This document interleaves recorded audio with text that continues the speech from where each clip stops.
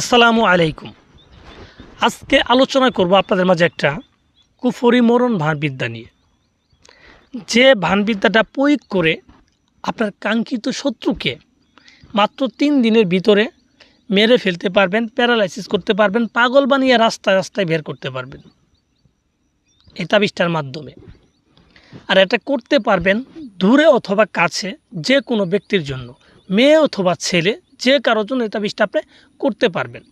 কিন্তু একটু খেয়াল করতে হবে যার জন্য করতেছেন সে আপনার প্রকৃত শত্রু কিনা। কারণ প্রকৃত শত্রুর জন্য এটা করতে পারবেন। অযথায় যদি কোনো ব্যক্তিকে আপনি ক্ষতি করার জন্য, ইচ্ছাকৃতভাবে ক্ষতি করার জন্য এটা করেন, তাহলে নিজে আপনি বিপদগ্রস্ত হবেন। আর এর জন্য দায়ী কিন্তু আপনার নিতে হবে। তো ভিউয়ার্স, যারা প্রকৃত পক্ষে কোনো ব্যক্তির মাধ্যমে অত্যাচারিত হয়েছেন বা প্রতারিত হয়েছেন, তো সেই সুবাদে যদি তাকে কোনো ক্ষতি করতে চান, তাহলে আপনার জন্য এই তাবিজটা আমার অনুমতি আছে। আপনি এই তাবিজটা করতে পারবেন এবং এটার যে কাজ হবে সেটা আমি ইসলামের সই করে দিতে পারবো 100-তে 100%। তো কথা হচ্ছে আপনি প্রকৃত শত্রুকে এটা করতে হবে। তো ভিউয়ার্স, এটা কিন্তু আমার মুখের কথা না, এই তাবিজটা একটা পরীক্ষিত তাবিজ। এই তাবিজটা আপনি বা আমার করার পূর্বে অনেকে এই তাবিজটা করছে এবং তারা রেজাল্ট পাইছে, ভালো রেজাল্ট পাইছে, কাজ হয়েছে। সেজন্য কিন্তু এই তাবিজের পাশে লেখা আছে পরীক্ষিত তাবিজ। আর আমি মুখে বলছি এটা পরীক্ষিত তাবিজ এর জন্যই যে এই তাবিজটা পূর্বে করা হয়েছে এবং এর রেজাল্ট পাওয়া হয়েছে। তো সেই সুবাদে আমি বলতে পারি, যদি আপনি নিজে করেন এই তাবিজটা সঠিক নিয়ম মেনে, তাহলে আপনারই কিন্তু কাজ হবে, এটা একটা গ্যারান্টি আছে।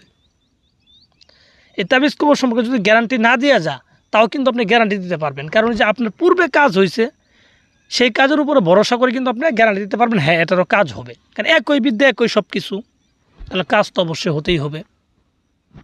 তো ভিউয়ার্স, যারা করতে চান তারা কিভাবে করবেন আমি আপনাদের বিস্তারিত সঠিক নিয়মটা বলে দিব।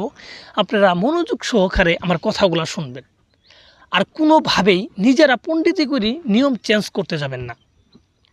আমি যেই নিয়মে বলবো ওই নিয়মে যদি আপনি করতে পারেন আপনি করবেন। আর আপনার যদি ধারা যদি সম্ভব না হয়, তাহলে আপনি এই তাবিজ করার দরকার নেই, আপনি অন্যটা করবেন। কিন্তু সঠিকভাবে করবেন, যেটাই করেন সঠিকভাবে করার চেষ্টা করবেন। তাহলে আপনি যদি একটা তাবিজ লিখেন একটাই কাজ হবে। আর নিয়ম ব্যতীত যদি আপনি 10টা তাবিজও লিখেন, তাহলে কোনো তাবিজে আপনার কাজ হবে না। আপনি হতাশ হয়ে যাবেন, বিভিন্ন কবিরাজ তান্ত্রিকের পিছিয়ে ঘুরতে ঘুরতে আপনি হতাশ হয়ে যাবেন, কিন্তু আপনি কাজ করতে পারবেন না। এজন্য উত্তেজিত না হয়ে মনকে স্থির করে একটা তাবিজ লেখেন ওই সঠিক নিয়মে। যদি না পারেন অন্য কাউকে দিয়ে লেখান যারা সঠিকভাবে লিখতে পারে, তাদের মাধ্যমে লিখতে পারেন। আমাকে দিয়ে যে করাই তবে এরকম কোনো শর্ত না। আপনাদের আমি শিখাচ্ছি, আমার ভালো লাগে শিখাইতে, এর জন্য। তো যাই হোক, তাহলে নিয়মটার দিকে আসি, কিভাবে তাবিজটা করতে হবে। প্রথমত তাবিজটাকে ভালোভাবে দেখে নেবেন যে তাবিজের কোন জায়গায় কী লেখা আছে। সঠিক তাবিজটাকে বুঝবেন। বুঝার পরে তাবিজটা লেখার জন্য যে কোনো একটা মঙ্গলবারের দিন ফজর নামাজের পর, মঙ্গলবারের দিন ফজর নামাজের পরে তাবিজটা লিখবেন। ফজর নামাজটা পরে যাবেন গিয়ে একটা কবরস্থানে। যাওয়ার পরে আপনার যে কোনো একটা কবর উপরে আসন দিবেন। কবর উপরে বসি সাদা কাপড় বিছাইয়ে বসবেন। বসার পরে আপনার সামনে আগরবাতি, মোমবাতি এগুলো ধরায় নেবেন।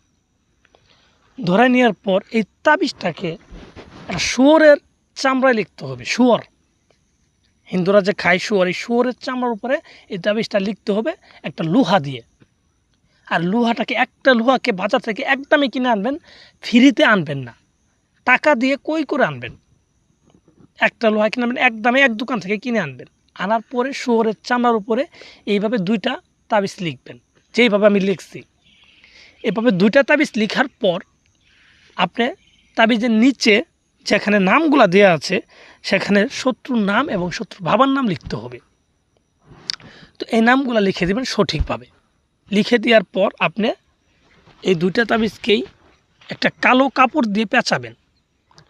কালো কাপড় দিয়ে পেঁচাবেন।